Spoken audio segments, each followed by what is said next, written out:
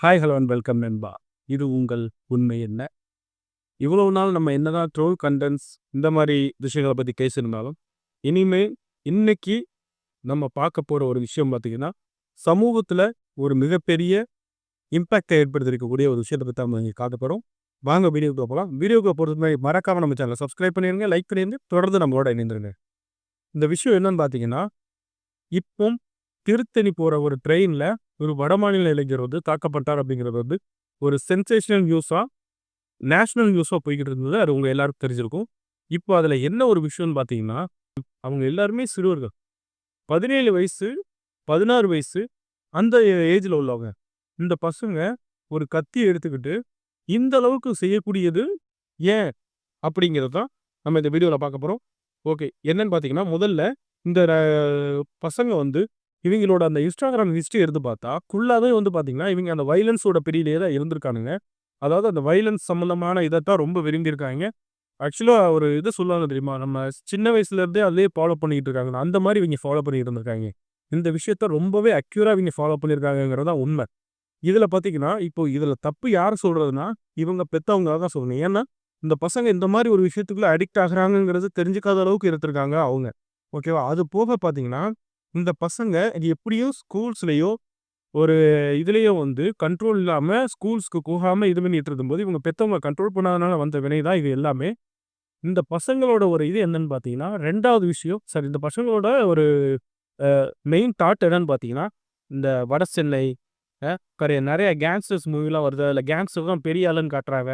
அதனால இவங்க என்ன நெனச்சுக்கிறாங்க, கேங்ஸ்டர்னா பெரிய ஆளு. நம்மளும் கேங்ஸ்டர் ஆயி 4 பேர நம்ம ஏதாவது பண்ணோம்னா, நம்மளும் பெரிய ஆள் ஆயிரலாம். அப்படிங்கிற மாரி ஒரு தாட்டுக்கு வந்துட்டாங்க. ஆக்சுவலா அது உண்மை இல்ல பசங்களா. ஒரு விஷயத்த நல்லா புரிஞ்சுக்கோங்க.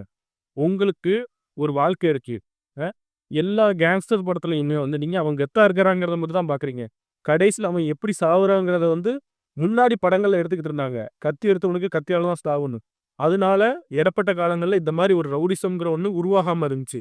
இப்போ கேங்ஸ்டர பெரிய ஆளா வச்சு படம் எடுக்கிறதுனால மட்டும் தான் இந்த மாரி ஒரு விஷயங்கள் உருவாகிக்கிட்டு இருக்கு. ஸோ இத தடுக்கிறதுக்கு ஒரே ஒரு வழி தான் இருக்கு.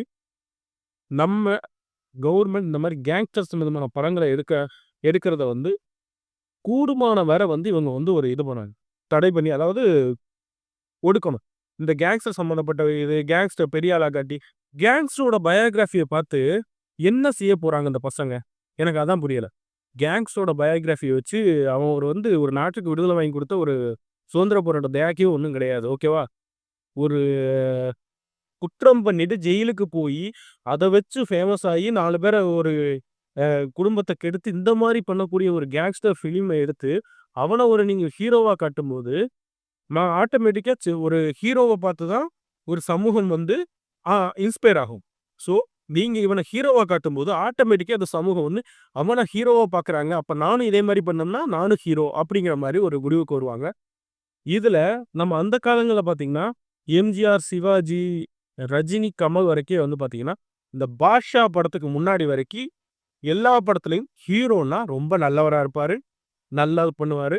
அப்ப வளர்ந்த தலைமுறைகள் எல்லாமே பார்த்தீங்கன்னா, அந்த ஒரு வில்லனிசம்ங்கிறத வந்து அந்த அளவுக்கு விரும்பல. ஓகேவா? ஆனா இப்ப வர்றவங்க அந்த வில்லனிசத்த வந்து ரொம்ப விரும்புறாங்க. ஏன்னு பார்த்தீங்கன்னா, வில்லன் தான் வந்து கெத்து. அதாவது மாஃபியா, கேங்ஸ்டர்ஸ் இவங்க தான் பெரிய கெத்து அப்படிங்கிற அளவுக்கு வந்துட்டாங்க. இதுக்கெல்லாம் மெயின் காரணம் என்னன்னா சினிமா. சினிமாவோட இம்பாக்ட்ங்கிறது வந்து ஒரு குழந்தை சின்ன வயசுல இருக்கையில இருந்து அந்த குழந்தை வந்து டிவி பார்க்க ஆரம்பிக்குது. டிவியில இருக்கிற அந்த இம்பாக்ட் வருது. அந்த குழந்தையோட மைண்டுக்கு போகுது. அந்த குழந்தை நானும் இப்படியெல்லாம் பண்ணுனா, நானும் வந்து உனக்கு பெரிய ஒரு கேங்ஸ்டர் ஆயிரலாம். என்னையும் வந்து 4 பேர் பார்த்து பயப்படுவாங்க. நான் நாளைக்கு திருந்திட்டு போறேன். அப்படிங்கிற ஒரு லெவலுக்கு வர்றாங்க. ஓகேவா? இதுல என்ன சொல்றேன்னா, சமூக அக்கறை உள்ள நெறைய படங்கள் வருது. அந்த படங்கள்லாம் ஓட மாட்டேங்குது. ஆனா, இந்த மாதிரி சில படங்கள் மட்டும் தான் ஓடுது. அதுக்கு காரணம் என்ன தெரியுமா? அந்த பசங்கள பூராமே சின்ன வயசுலருந்து அதே மாரி டியூன் பண்ணிட்டாங்க. இனிமேல் வரக்கூடிய சந்ததிகளாவது, இந்த கேங்ஸ்டர்னா கெத்து, கேங்ஸ்டர்னா இது, கேங்ஸ்டர்னா அப்படி இப்படிங்கிறத விட்டுட்டு, தயவு செய்து படிச்சு சமுதாயத்துக்கு நல்ல ஒரு ஒரு குடிமகனா இருந்துருவோம் அப்படிங்கிறத வந்து, இந்த இடத்துல நான் வந்து உங்களுக்கு சொல்லிக்கிறேன். ஓகேவா? இல்ல நான் இந்த மாதிரி தான் இருப்பேன்னு பார்த்தீங்கன்னா, இப்போ அந்த குற்றம் பண்ண அந்த 4 பேர்ல ஒருவருக்கு மட்டும் நிபந்தனை ஜாமீன் தான் வழங்கப்பட்டிருக்கு. 3 பேர் சிறுவர் சீர்திருத்த பள்ளிக்கு போயிருக்காங்க. நெறைய பேர் என்ன தெரியுமா? அந்த விஜய் சேதுபதி படத்த பார்த்துட்டு, அதாவது அந்த மாஸ்டர் படத்த பார்த்து, சிறுவர் சிறுத்தை பள்ளியில இருந்துட்டு ரிலீஸ் ஆயிரலாம்னு நெனச்சுட்டு இருக்காங்க. உங்களுக்கு 18 வயசு முடியிற வரைக்கும் தான் நீங்க சிறுவர் சிறுத்தை பள்ளியில இருப்பீங்க. அதுக்கப்புறம் உங்களோட தண்டனை காலம் பெரியவர்கள் ஜெயிலுக்கு மாத்தப்படும். ஓகேவா?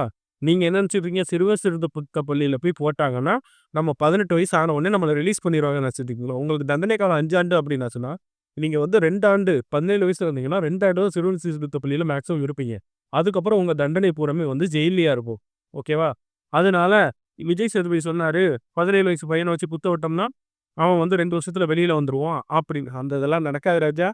இப்ப தண்டனைகள்லாம் வந்து கொடூர குற்றங்களுக்கு என்ன மேஜருக்கு என்ன ஒரு தண்டனை உண்டோ, அதே தான் மைனருக்கும். அதனால தயவுசெய்து ரொம்ப ஆசைப்பட்டு, இப்படிலாம் பண்ணா தான் நம்ம தப்பிச்சிடலாம் அப்படின்னு மட்டும் நெனைக்காதீங்க. நடக்கவே நடக்காது. ஸோ நண்பா, இன்னைக்கு நம்ம பேசின டாபிக் உங்களுக்கு பிடிச்சிருந்தா நம்ம கமெண்ட்ல சொல்லுங்க. இந்த இத பத்தி உங்களோட ஒப்பீனியன் என்னன்னு மறக்காம கமெண்ட்ல சொல்லுங்க. தொடர்ந்து நம்ம வீடியோ லைக் பண்ணுங்க. இந்த மாரி வீடியோ தொடர்ந்து வேணும்னு சொன்னீங்கன்னா, கண்டிப்பா லைக் பண்ணுங்க. அப்பனா தான் நான் தொடர்ந்து இந்த மாரி வீடியோ போடுவேன். இல்லன்னா பழைய வீடியோ ட்ரோல் கண்டென்ட்க்கே போயிருவேன். நன்றி.